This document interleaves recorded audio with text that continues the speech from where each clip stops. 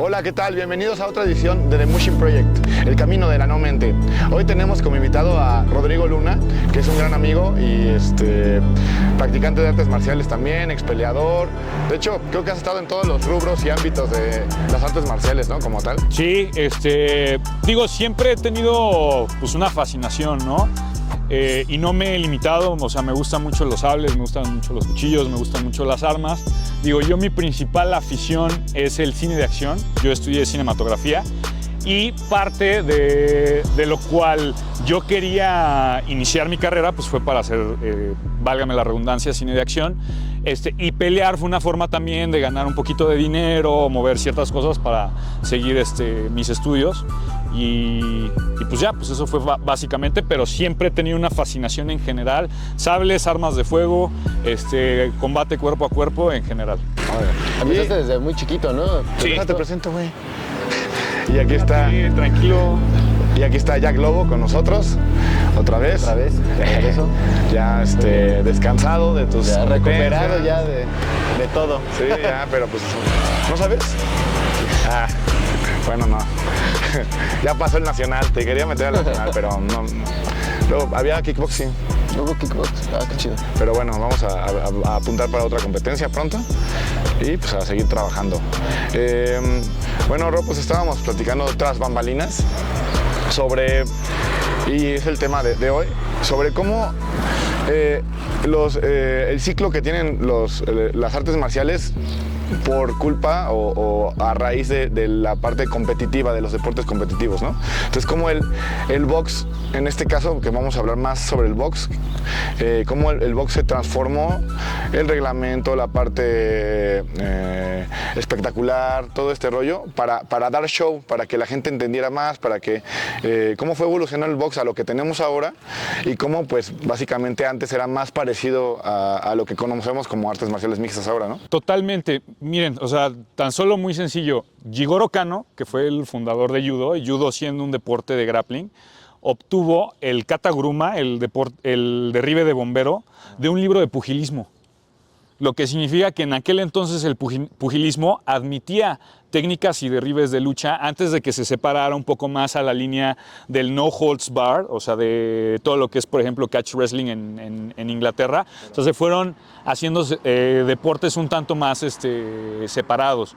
Yo supongo que era en parte por las apuestas, ¿no? Porque por lo que yo entiendo, el pugilismo inglés era algo que hacían en las cantinas, ¿no? Sí, prize fighting, o sea, muchas personas de hecho se dedicaban profesionalmente a pelear, pero había una serie de situaciones. Por ejemplo, una de las grandes innovaciones fueron los guantes, porque obviamente es muy diferente fracturarte la mano hoy a fracturarte la mano en 1800, 1900. Sí, claro. Es una situación completamente diferente. Si no, no te puedes operar.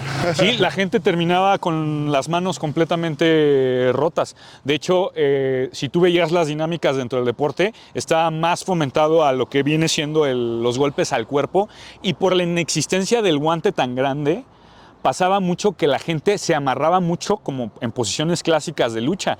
Porque ¿qué es lo que pasa?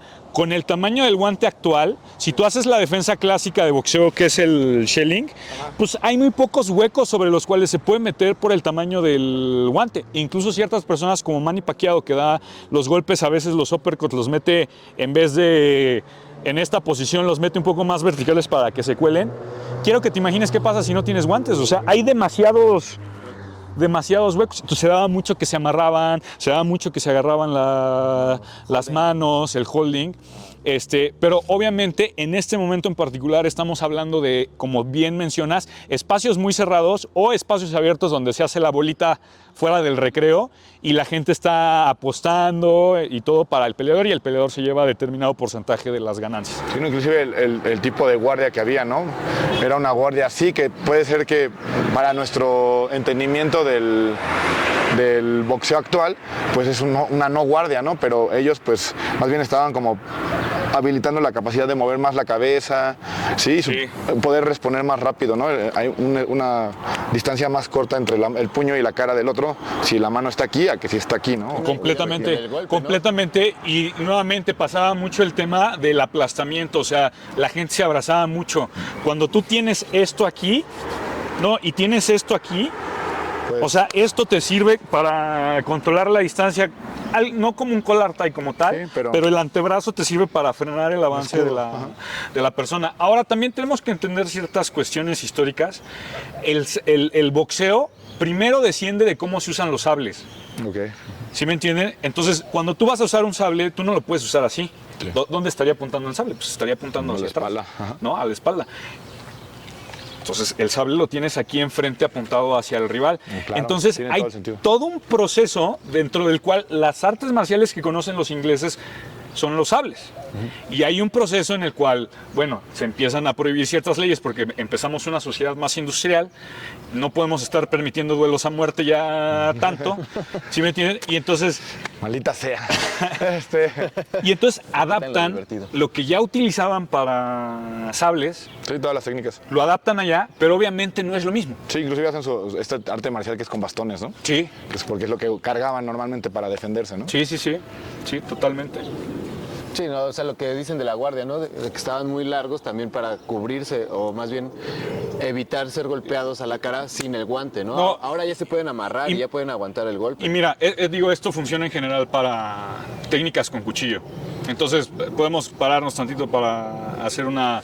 Mira, acércate un poquito más. Eso, ajá, bueno. Sí, bueno, si tú te cierras, por ejemplo, aquí, y haces el cuerpo hacia adelante, y hay armas punzocortantes, Pues te vas a clavar solo. te vas a clavar Sí, solo. claro. ¿Tú qué estás protegiendo? ¿Tú qué estás protegiendo? Los órganos vitales. Los órganos vitales, exactamente. Ajá, por Entonces, eso ese tipo de guardia. sí, tan o sea, particular. no es lo mismo que no puedes estar así recibiendo Sí, piquetes. Entonces, es un proceso lento en el cual el boxeo evoluciona ya como un deporte, ¿cómo se dice? Unificado con sus propias características de que ya no estás usando sables, de que se da en ambientes donde... Controlados. O sea, es una evolución larga. Sí. dentro Pues, del sí, deporte. pues a partir de 1800. Sí, Claro, y empieza a haber un reglamento, ¿no? sí, había mucho muerto. Sí, claro. Era muy Les común. botaban los ojos. Era muy común que para proteger las manos pegaban con estas partes Con el del antebrazo. hueso, y era muy común que si tú, aunque cerraras o te hicieras en esta posición, el antebrazo diera la vuelta Sí. y pegara en el golpe de la conejo. nuca, Muy el de golpe de de- conejo. como de Kung Fu, ¿no? Muy Ajá. largo, muy Y- abierto. Y lo utilizaban muchísimo también para agarrar y empezar a hacer boxeo sucio. O sea, la realidad es que el boxeo que tenemos actualmente era abismalmente diferente al boxeo de en ese entonces.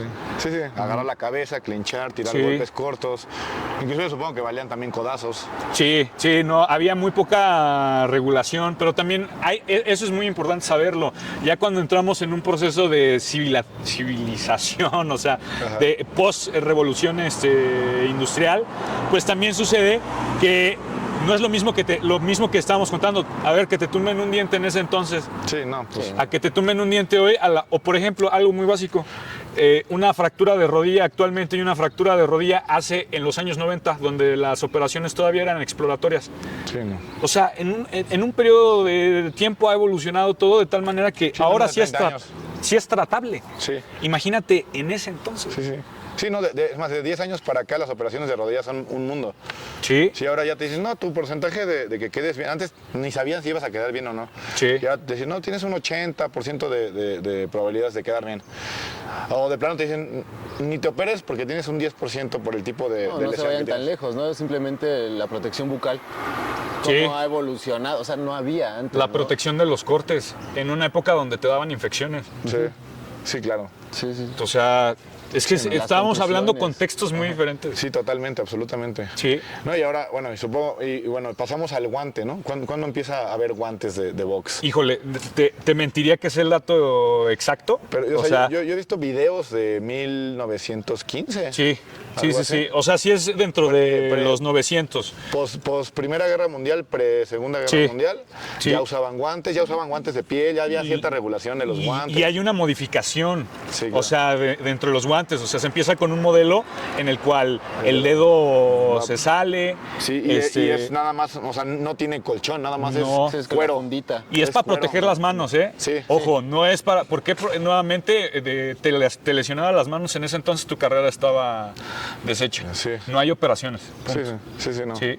Y bueno, hablando de los guantes, pues también modifican muchísimo las cosas, porque cuando entran los guantes más pesados que utilizamos actualmente, también, por ejemplo, tú tienes una guardia con manos prolongadas. Ajá.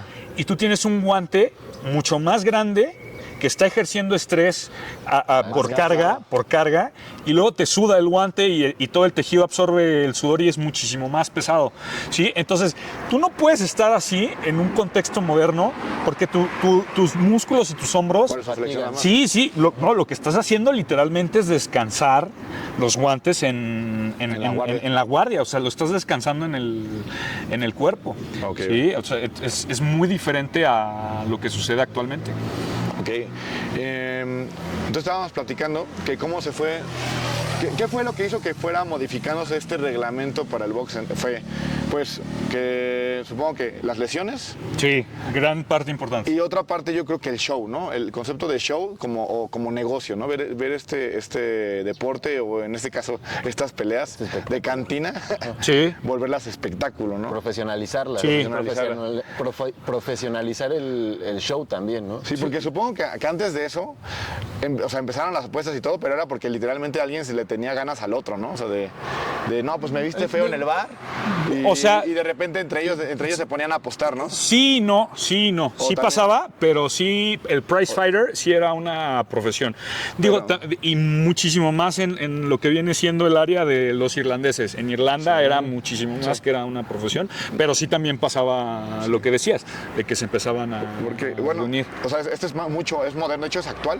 Hay un documental de dos familias, que eran una sola familia, y entonces un primo mató al otro primo en una trifulca, en una borrachera o algo así. Entonces las dos familias se odian y se estaban matando. Entonces llegaron a un acuerdo donde cada determinado tiempo se pelean. Ese sí es un dato que yo no Pelean conozco, box. pero Ajá, o sea, sí lo puedo creer. Y son como familias de gitanos, creo, o algo así. O sea, Sí. o sea, no es gente que esté como, o sea, que están como al margen de la ley, o sea, están dentro de la Sí, ley, sí, pero sí. al margen. Entonces los dejan eso porque si no se van a matar. No, y de hecho muy lo mismo, curioso, está muy que pasa con el rap, ¿no? También, y lo sí. mismo que pasa con el catch wrestling en las minas. Claro. ¿No? O sea, mira, estamos hablando de épocas muy duras, Sí, sí. con jornadas laborales de cerca de 16 horas, incluso más. O sea, estás hablando de un nivel de explotación que no conocemos esclavitud. actualmente. Sí, esclavitud. Sí, no lo conocemos actualmente. Entonces, imagínate el grado y el nivel de tensión. Entonces, había dos cosas y por eso, o sea, es muy interesante el incremento de la violencia en Inglaterra en 1800, 1900. O sea, porque cuando estás en estos albores de revolución industrial, que es más 1900, pues sucede que tú tienes todo este estrés por cómo estás viviendo. ¿Sí me entiendes? Entonces, o te vas a los pubs, Sí. a las cantinas, A las putas. a las putas, o te vas y haces, por ejemplo, catch Deportes de wrestling contacto. y deportes de contacto, O hacen los dos. o haces los dos. No, exactamente, o haces los dos. Sí, O haces de sí, todo. que justamente el catch wrestling también nace por este rollo de poder golpearse, sacar el estrés, pero lastimarse lo menos posible. Sí, Sí. Tengo un poquito de datos de la historia del catch wrestling porque es algo que me interesa. Y también por eso se popularizó tanto. Sí, Y de hecho del catch wrestling, viene la lucha colegial. la lucha colegial, viene el mismo jiu-jitsu, porque me parece que Maeda pasó Bueno, Maeda tuvo... era comerciante, Sí, sí. entonces tuvo un maestro de catch wrestling. Sí. Que el mismo judo está muy nutrido del catch wrestling. No, bueno, del pugilismo incluso. Jigoro Kano Jigoro Kano incluso tiene mucho contacto con luchadores. Sí, de ¿Sí lucha me entiendes? libre. De lucha libre. Sí, y adapta muchas técnicas hacia Sí, el volvemos a judo. lo mismo, ¿no? Todo va evolucionando, cada deporte Sí. fue teniendo una evolución, fue agarrando cosas Sí. de otros que Mira, servía y que no. Esto va a hacer enojar a mucha gente quizá, pero la realidad es que el jiu-jitsu original se tiene muy poco registro de lo que realmente usaban ellos. O sea, no hay un gran registro. El jiu-jitsu Hay algunos, japonés. el jiu-jitsu japonés. Hay algunos manuscritos, sí. Sí hay ciertas cosas como el triángulo, el yuji-gatame, todo eso. Pero la realidad es que se tiene muy poco registro y también eso mismo pasa también con las artes marciales chinas, ¿eh? Porque después de la rebelión de los boxeadores allá en China, lo que sucede es que no sabemos cómo peleaban realmente muchos. Sí. No tenemos ni idea. O sea, exterminaron a la mayoría de los maestros y guardaron las disciplinas de forma más estética. Claro. Las permitieron sobrevivir, pero ya como exhibición, como de forma estética. Sí, claro, entonces hasta eso Sí. pues, como el mismo capoeira, ¿no? De alguna manera, Sí. ¿no? O sea, todo este rollo de la... ¿Esconder?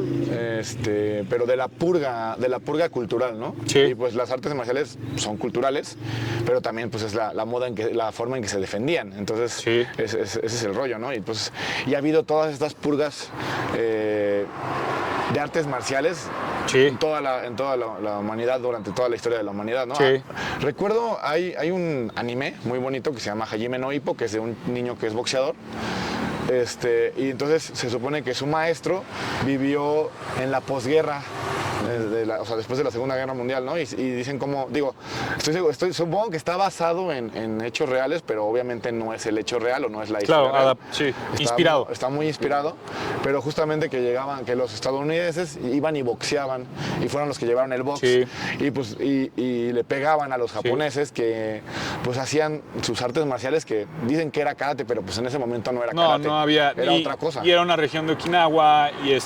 Y bueno, nuevamente, el karate original estaba basado en el uso del escudo y de una lanza. Entonces, es muy diferente que yo trate de hacer ciertas cosas que se hacen con un escudo y una lanza a que yo las haga sin un escudo y una lanza. Sí, o a herramientas de granjero, ¿no? Digo, eso es un mito que se popularizó mucho. Las artes marciales siempre pertenecieron curiosamente a gente que tenía estatus, porque era la gente que tenía tiempo de practicar. Sí. La mayoría de la gente estaba de sol a sol Ajá, claro. en la tierra. ¿No? Eso es cierto. Sí. Pero más bien era como el rollo del ninjitsu, ¿no? Eso es lo que dicen, ¿no? Que el ninjitsu se basa más en... Porque justamente eran los que querían... Los samuráis, y digo, eso va a hacer enojar a mucha gente también de nuevo. Pero no, la realidad es que que no todos los samuráis sabían jiu-jitsu, la mayoría probablemente ni sabía, y ni peleaban, y la mayoría de los samuráis utilizaban sables, alargadas, arcos, como por qué vas a invertir combate tanto, o sea, ¿por qué invertirías tanto tiempo en combate cuerpo a cuerpo cuando pues vas a usar sables y vas a usar otras cosas? Claro. O sea, no tiene ningún sentido. Es como estar en el viejo oeste y decir que vas a aprender jiu-jitsu para defenderte en el viejo oeste, cuando usan armas. Bueno, o sea, ahorita ya razonando todo esto que estás diciendo, por ejemplo, yo siento que muchos de estos maestros de sable, de katana, no sé, porque no era kendo tampoco. No. Era kenjutsu, sí. Otro tipo de... Y era un término muy general, había miles de escuelas, o sea, no podías hablar de un estilo unificado. Sí. O sea, muy diferente cada quien sus escuelas. Entonces, y supongo que, por ejemplo, ¿cómo se llama el que inventó el aikido? Sí, se me fue el nombre. Sí. O sea, sí sé de quién estás hablando, pero no. Híjole, no me puedo acordar. Bueno, pero él yo creo que agarró mucho el rollo supongo que él era maestro de katana y eso, y cuando les prohíben utilizar katanas que nuevamente volvemos a lo mismo. No sabemos cómo peleaban realmente. Sí, ¿no? O sea, fueron deduciendo, fueron rescatando algunas cosas, técnicas, pero no, o sea, ni el kendo actual era como peleaban. Sí, no, por supuesto que no. Sí. No, pero aparte, o sea, digo que prohíben el utilizar las katanas a los samuráis precisamente en la restauración. Sí. Y que es la restauración Meiji, ¿no? Sí. Y de ahí pues empiezan a diseñar estos sistemas que también están basados en el uso de la katana, y de ahí empezar a pelear como si tuvieran katanas, ¿no? Sí, y no es lo mismo. Sí. O sea, no es lo mismo. O sea, por eso las dislocaciones de muñecas son movimientos muy parecidos al movimiento cuando estás peleando con una espada, ¿no? Supongo. Y el énfasis en el control de las manos. O sea, hay mucho énfasis en controlar las manos, sobre todo, bueno, ya más adelante podremos hablarlo. Por ejemplo, es muy importante, en vez de agarres en ¿cómo se llama? En lo que viene siendo el área de la muñeca. O sea, agarres más en control de las manos para impedir que puedas estar intercambiando también los dedos. El arma, los dedos, sí, justo, pues muchos agarres de aikido son a los dedos. Y si te rompen los dedos, es muy difícil que puedas agarrar el sable de la misma manera. Sí, ¿no? Pero bueno, vamos a regresar con la historia del box. Claro. Sí, el espectáculo es fundamental en su transformación. O sea, es un parteaguas. O sea, quiero que te imagines lo que es una bolita de gente viendo una pelea de cerca. ¿Cómo lo sientes emocionante? Sí, no, muy padre. Muy padre. Sí, y ves el ground and pound. Sí, hay ground and pound, se van al suelo, ¿no? Porque pues el 80% de las peleas callejeras van al suelo. Sí. Ahora, imagínate ese mismo contexto. En los años 1800 no hay cámaras, no tienes estos grandes monitores. Y tú estás en 300 metros, como bien decías hace rato, viendo la pelea. No ves nada, no entiendes lo que está pasando, no percibes el grado de espectáculo que estás viviendo. Si tú estás viendo, ¿qué prefieres a 300 metros? ¿Ver agarres o que estén repartiendo golpes todo el tiempo? Repartiendo golpes. Exactamente, porque lo entiendes más de lejos. Es más natural, ¿no? Sí, entonces eso también empezó a modificar mucho. O sea, porque lo quisieron volver muy dinámico para llenar espacios gigantes. Y ahorita sí se están retomando muchas cosas, por ejemplo, en artes marciales mixtas, pero también no sabemos cómo reacciona el público de artes marciales mixtas. O sea, en espacio frente a frente, a mételo en las gradas en los estadios y no hay cámaras para que ellos vean el intercambio. Eso es muy diferente. Sí, no, por supuesto. Sí, lo que estábamos diciendo, ¿no? Por más educado que estés, ves a dos, uno encima del otro y no ves movimiento, pues te aburres, sí, ¿no? Porque hay muchos movimientos que es el movimiento fino, ¿no? Cómo vas metiendo el gancho, cómo logras conectar el underhook para pasar la guardia, de lo que estamos hablando. Detallitos que te hacen disfrutar una pelea, ¿no? Y más cuando ya comprendes lo que puede pasar en una pelea y pierdes esos detalles, no, o sea, pierdes el sabor. Sí, y tienes una presión también de los promotores extrema, o sea, y ellos influyen mucho en cómo se van modificando los deportes. Claro. ¿Por qué? Porque yo renté el espacio, pagué un lanal, o sea, yo no puedo ganar 2 pesos de aquí. Sí. O sea, yo tengo que sacar jugo hacer dar show. Todo, tengo que dar show. Entonces, mira, que ya no se agarren. Y el público da feedback. Porque estás a 300 metros, ya, que se suelten. Y el promotor ve todo esto y se empieza a construir el deporte de una manera diferente. Claro. Pero actualmente el arte marcial mixto está sacando un montón de técnicas que estaban en desuso, de agarres, de controles a las muñecas, del underhook, del wizard, de todas estas técnicas que se utilizaban en boxeo. Y creo que el ejemplo más reciente que podríamos tener, o sea, en la época contemporánea, sería Roberto Durán. Sí, claro. Que él sería como de los más que usan collar ties, que usan, pero ya actualmente está prácticamente en desuso en el área del boxeo, y todo eso se está yendo a artes marciales mixtas. Sí, o a otros de estos shows que ha habido, que por ejemplo el Bare Knuckle Fight, ¿no? La liga esta, el Bare Knuckle. Bueno, ¿por qué se amarrarían más? Sí. Que poner una guardia cerrada.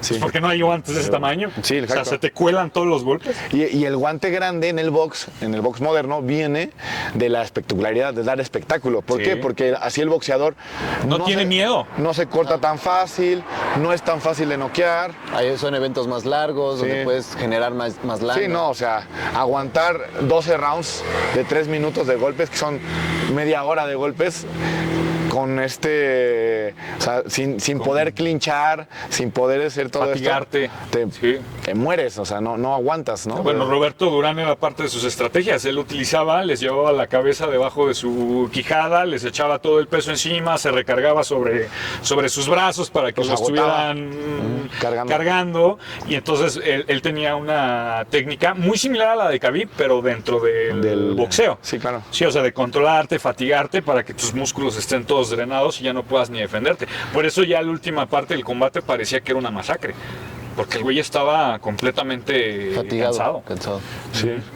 Sí, y esto se ha retomado en todos los demás aspectos y deportes de combate que no son solamente striking, ¿no? Porque, por ejemplo, el reglamento de kickboxing, hablando ya no de deportes de combate modernos, el reglamento de kickboxing igual prohíbe los traps, por ejemplo, ¿no? Entonces, luego algunos de mis alumnas, compañeros de entrenamiento se han metido a pelear kickboxing y traen muy natural el trap, ¿no? Sí, y no es válido. Y los regañan y así como si fuera lo peor que han hecho, cuando ni siquiera lo estás derribando ni nada, nomás es como para defender, ¿no? Sí, y te genera un problema también porque tú estás ajustando. ¿Sí me entiendes? Mientras el otro está en su ambiente natural, tú estás ajustando y estás mitigando tú mismo una serie de reacciones naturales que tienes. Por eso por eso tú puedes ver que aunque la lucha y el jiu-jitsu es grappling, ¿sí me entiendes? Se dan de dinámicas muy diferentes por las peculiaridades de los reglamentos y de los objetivos de cada deporte. Sí, cuando yo pasé del grappling a la lucha fue muy incómodo. Yo solito me entregaba en las posiciones de pin. Sí. Y era como de, ¿ya perdí? Bueno, está bien.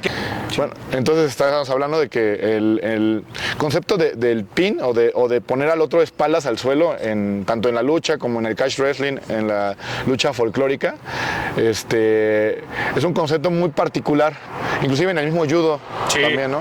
Sí, digo, hay muchísima importancia cuando tú estás usando armaduras pesadas, muy gruesas. se presta mucha atención al azotar a la gente. Sí. Si me entiendes, los derribes de alta amplitud, que le llaman tanto de judo y demás. Y ya que lo tienes de espalda, le haces el pin. Si me entiendes, que está el cuate controlado, sofocado del derribe. Y aparte es muy importante porque como tú traes armas, necesitas luego sacar y clavar el tiempo, un cuchillo por el tema de las armaduras. Por eso, y eso es un factor importante, porque si tienes armadura, tampoco te creas que vas a agarrar el cuchillo y luego a perforar. Y lo vas a enterrar. O sea, es una batalla y tienes que estar buscando los huecos. Entonces la gente le prestaba mucha importancia a párate, cabrón. O sea, no puedo estar aquí abajo y que me esté controlando y tratando de... Sí, porque aparte no son los dos únicos que están peleando ahí, ¿no?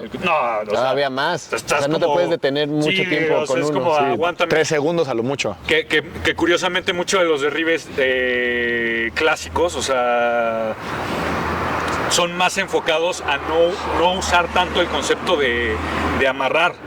Nuevamente tienes un sable y tienes un escudo, ¿no? O sea, no lo vas a hacer. Entonces hay mucho de que te golpeaban y te barrían, o que sí venía el sablazo y te proyectaban y te volaban y te aguantaban y te controlaban un ratito. Y es muy importante el concepto de que siempre la gente tenía una predilección a tener mucha movilidad.